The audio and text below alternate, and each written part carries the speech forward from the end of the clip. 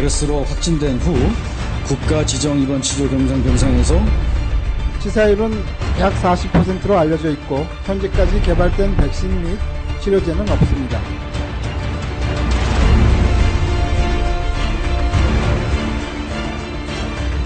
저는 그냥 지켜볼 수밖에 없는, 제가 어떻게 손쓸 수 없는 그런 기분이죠. 걱정은 되죠. 아무튼 온 국민이 그런 데 대해서 무방비 상태에 있으니까.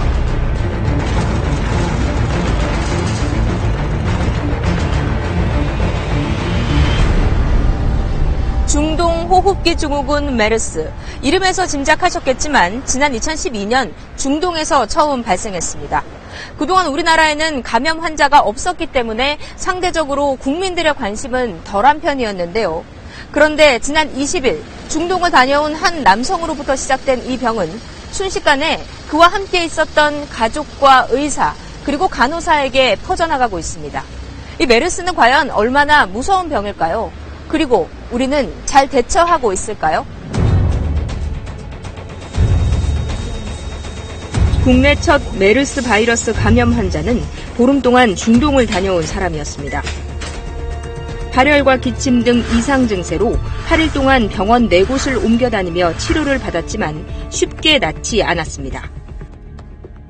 발열과 기침은 지속되고 호흡곤란은 좀 감소되는 상태고 산소를 한 2리터 정도 주면은 어느 정도 동맥혈 가스분압이 유지되고 확진 환자는 하루 만에 3명으로 늘었습니다. 첫 환자를 바로 옆에서 돌보던 아내, 그리고 이 환자와 4시간 동안 같은 병실을 썼던 70대 남성이었습니다. 닷새 뒤 4번째 감염자가 나옵니다. 3번째 환자로 확진된 70대 남성을 닷새 동안 간병했던 40대 딸입니다. 결국 첫 번째 환자의 병실 안에 있던 환자와 보호자 4명 모두 메르스 바이러스에 감염된 겁니다.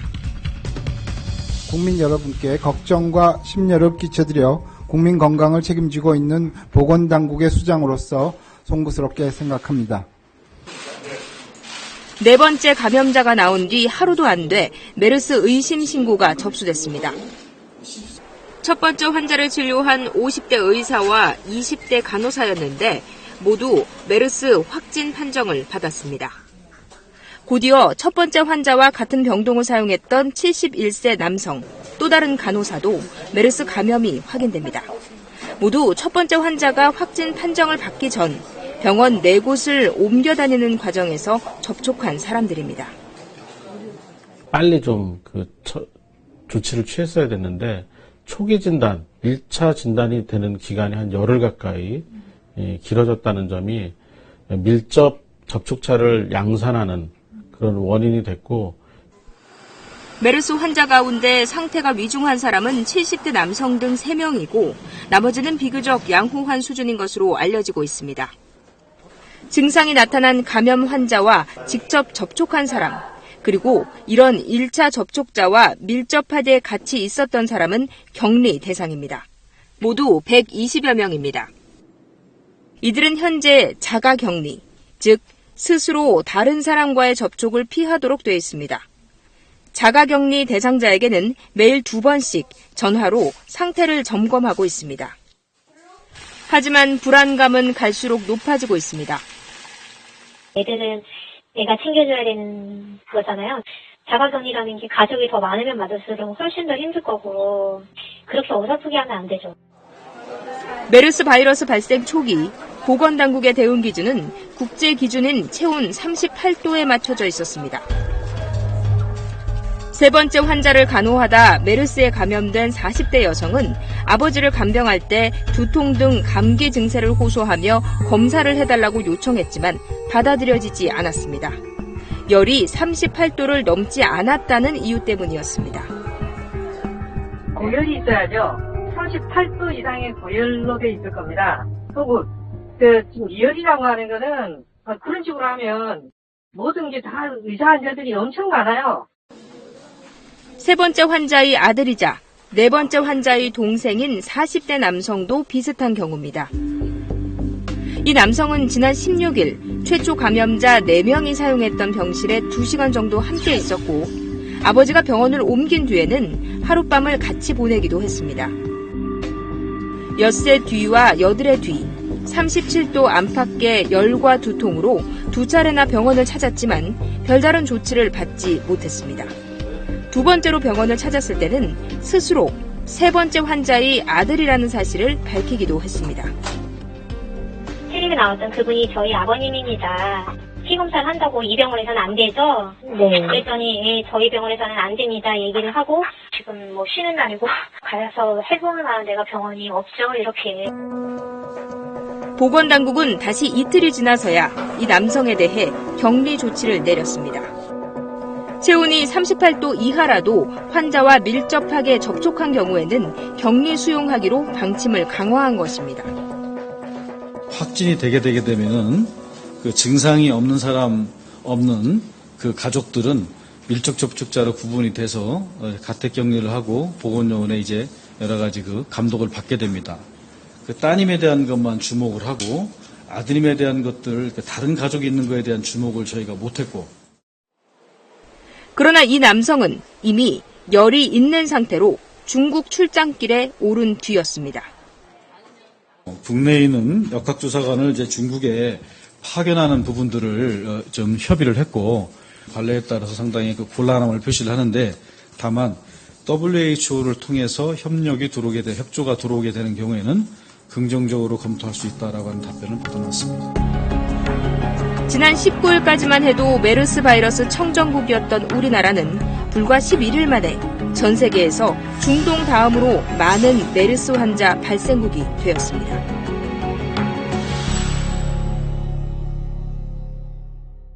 지난 2002년 아시아에서 시작된 사스를 비롯해 국내에서만 250명의 목숨을 앗아간 신종플루, 2013년 말 서아프리카를 강타한 에볼라와 최근 국내에 상륙한 메르스까지 전 세계를 공포로 몰아넣은 이 질병들의 공통점은 변종 바이러스라는 겁니다. 때문에 마땅한 치료약 하나 없이 속수무책 당하게 되는 건데요. 이 메르스의 실체를 좀 자세히 알아보겠습니다. 먼저 중동을 연결해 상황을 살펴보겠습니다. 복창현 특파원. 네, 두바입니다. 네, 이 메르스의 발원지죠. 사우디아라비아 소식부터 좀 전해주시죠. 네, 중동 지역에서 메르스가 발병한 건 지난 2012년 6월 사우디였는데요. 이후 환자 수는 꾸준히 늘고 있습니다. 사우디 보건부는 지난 25일 메르스에 추가 감염된 70대 남성과 여성이 숨졌다고 밝혔습니다. 지금까지 사우디의 메르스 환자는 840여 명으로 이 가운데 440명이 목숨을 잃었다고 보건부는 전했습니다. 네, 그렇다면 이 메르스의 주변국, 그 확산세가 있을 텐데 어떻습니까? 네, 사우디 여행이나 체류 등을 통해 메르스 감염이 확산되고 있는데요. 현재 메르스는 중동 지역을 중심으로 유럽과 아시아, 아프리카 등지로 확산돼 전 세계 24개국에서 환자 수가 1,150명에 육박하는 것으로 집계되고 있습니다. 그러나 감염 환자의 98%가량은 사우디아라비아와 아랍에미리트, 레바논 등 중동 지역입니다. 현재 메르스 관련 항바이러스제나 백신이 없는 상태여서 환자의 증상에 따라 적절한 내과 치료가 시행되고 있는 상황입니다. 메르스는 잠복기가 이틀에서 14일이며 감염되면 38도 이상의 발열과 기침, 호흡곤란 등의 증세와 함께 설사 등 소화기 증상을 보이기도 합니다. 특히 면역력이 떨어진 고령의 환자들에게는 폐렴과 심부전 등 합병증을 보여 위험한 상황에 이릅니다. 현재까지 치사율은 40% 정도입니다. 네, 그렇다면 이 메르스의 발병 원인 그리고 감염 매개체는 확인이 됐습니까? 네, 메르스는 신종 코로나 바이러스에 의한 중증 급성 호흡기 질환인데요. 아직까지 정확한 감염 경로는 밝혀지지 않았지만 모든 환자들이 직간접적으로 중동 지역과 연관이 있는 것으로 나타났습니다. 해외여행이나 근무 등으로 중동 지역에 체류했거나 낙타시장 또는 농장 방문 등 낙타와 접촉 사례가 감염과 연관된 것으로 추정됩니다. 그러나 메르스 매개 동물이 낙타가 아닌 박쥐라는 연구 보고도 있습니다. 네, 그렇다면 이 중동 지역에 살고 있는 우리 교민들 걱정이 참 많을 텐데요. 어떤 대책이 있을까요? 네, 메르스는 공기로 전파되는 게 아니라 재채기나 침방울 등 비말 감염을 통해 환자와 접촉하면서 전파되는 것으로 알려졌습니다. 그러나 막연한 두려움보다는 개인 위생에 신경을 쓰는 게 필요합니다. 중동 지역 여행이나 체류 중 낙타 등 동물과 접촉을 삼가고 익히지 않은 낙타고기나 멸균되지 않은 낙타우유도 섭취를 삼가야 한다고 전문가들은 조언하고 있습니다. 지금까지 두바이에서 전해드렸습니다. 자, 다시 시선을 국내로 좀 돌려보죠. 이 분야 전문가이신 고대 구로병원 감염내과 김우주 교수님과 함께 좀 차근차근 짚어보겠습니다. 김 교수님, 네. 이 메르스와 관련된 국민들의 불안감이 점점 커지고 있습니다. 일단은 감염 경로에 대해서 우리가 좀 확인해 봐야 되겠는데요. 첫 번째 환자가 발생했던 2인 병실, 그곳을 가면 좀 답을 찾을 수 있을 것 같거든요. 네. 지금 우리가 병실에 들어와 있는데 이 메르스 환자가 만약에 기침을 하게 되면 혹은 재채기를 하게 되면 침이 분사가 되거든요. 이 침이 이제 공기 중에 이렇게 떠다니는데 그 상태에서도 감염이 되는 겁니까? 예, 메르스 환자는 고열과 기침, 재채기가 특징인데 기침, 재채기 할 때 작은 입자 물방울에 바이러스가 포함되어 있습니다. 기침, 재채기 하면 최대 환자 주변 2m까지 침이 튀어서 바이러스를 퍼뜨리게 됩니다. 그러면 지금 이 침상 보면 그렇게 간격이 넓어 보이지는 않거든요. 위험성이 그만큼 높아진다. 이렇게 이해할 수 있을 것 같은데 어떤가요? 침상 간 간격이 가까울수록 감염 위험이 높은데 평균적으로 침상 간 간격은 1.2m 정도 됩니다. 따라서 기침, 재채기를 튈 수 있는 최대 2m 이내이기 때문에 네. 메르스 환자가 기침, 재채기를 하면 옆 침상에 있는 환자는 당연히 호흡기로 감염될 수가 있습니다. 이제 그것은 호흡기로 인한 감염의 얘기이고요. 뭐 예를 들어서 제가 그 감염 환자를 이렇게 만졌단 말입니다. 이럴 경우에도 당연히 접촉에 의한 감염이 될 수가 있겠죠. 예. 환자는 기침, 재채기를 하면서 입자가 주변의 옷이나 탁자나 환경을 바이러스로 오염시키는데 환자 가족이나 보호자가 이제 환자를 직접 만지거나 네. 아니면 주변 환경을 손으로 만지면 손에 바이러스가 오염된 물방울이 오염이 됩니다. 우리가 손을 가지고 부지불식간에 코를 후비거나 눈을 부비면 접촉에 의해서 메르스 바이러스에 감염되게 되는 것입니다. 네. 그런데 이 메르스, 일반 감기와 좀 증상이 비슷합니다. 열이 난다든지 기침을 한다든지 하는 건데요. 그러면 이제 국민들 입장에서는 조금 혼동이 될 것 같거든요. 메르스와 일반 감기 어떻게 틀린가요? 그러니까 메르스와 일반 감기 초기 증상은 열이 나고 기침 나고 콧물 나고 거의 구분할 수가 없습니다. 네. 그러니까 감기의 경우는 증상에 따라 약을 복용해서 완화시키고 자연 치유가 됩니다. 그렇지만 메르스의 경우는 고열이 나면서 점차 증상이 심해지고 폐렴이 와서 호흡곤란이 오면서 사망에 이를 수가 있습니다. 근데 이제 좀 떠오르는 유사한 질병이 바로 사스거든요. 그 사스 같은 경우에는 한 30개국에서 8,000명 정도 환자가 발생을 했는데 이것도 그때 감기와 증상이 비슷했단 말입니다. 그러니까 메르스와 사스는 또 어떻게 틀리죠? 메르스와 사스는 감기의 흔한 원인 바이러스의 하나인 코로나 바이러스가 변종이 돼서 출현한 것입니다. 둘 다 그 폐렴을 일으키고 호흡 기능 저하를 이 사망에 이르게 하는데 메르스의 경우는 사스보다 호흡 부전에 더해서 콩팥 기능 부전이 같이 오게 돼서 좀 더 중증 경과를 밟게 됩니다. 그러니까 이제 치사율 같은 경우가 조금 더 높다 이렇게 봐야 될까요? 예, 메르스의 경우는 이제 치사율이 40%인데 네. 사스는 10%입니다. 따라서 메르스가 훨씬 더 치사율이 높습니다. 그렇게 위험한 병이라고 한다면 과연 내가 감염됐을 경우 완치가 될 수 있을까요? 좀 이런 걱정이 좀 들거든요. 우리가 이제 다시 병실을 좀 이제 가보면 실제 이 메르스에 걸렸다고 하는 환자가 누워있다고 이제 가정을 좀 해보겠습니다. 이 환자 같은 경우에는 어떤 치료를 보통 받게 되나요? 지금 메르스의 경우에 바이러스를 죽이는 항바이러스제, 특이 치료제가 없기 때문에 많이들 걱정하시는데 사실은 메르스가 진행돼서 호흡 부전이 오거나 콩팥 기능이 망가지면 인공호흡기를 착용하거나 아니면 혈액 투석을 통해서 기능을 보존해 줍니다. 그 사이 인체 면역 시스템이 바이러스를 퇴치해서 회복하게 되고 환자가 호전될 수가 있는 것입니다. 이제 그렇게 얘기하면 좀 다르게 생각을 해보면 결국은 보조적 치료에 머물러 있다. 의학적으로 보면 완치는 좀 어려운 것 아닌가 이런 생각이 좀 드는데 어떤가요? 네, 보통 치사율이 40%인데 이것은 중동에서의 얘기고 우리나라의 경우 병원에 일찍 가서 조기 진단, 조기 치료로 또 보조적 치료를 같이 하면 40%보다는 치사율을 유의하게 낮출 수가 있을 것입니다. 네. 그러니까 이제 우리가 앞에서 조금 살펴보긴 했지만 치사율이 40%. 결코 적은 정도 수준이 아니거든요. 어떠세요? 우리나라 같은 경우에도 그 정도 수준의 치사율이라고 판단하시나요? 아닙니다. 이제 우리나라의 경우는 병원을 손쉽게 찾을 수 있고 치료 기술도 선진국 수준으로 매우 높습니다. 따라서 중동에서의 메르스 치사율 40%보다는 우리나라에서는 더 낮아질 것으로 생각이 됩니다.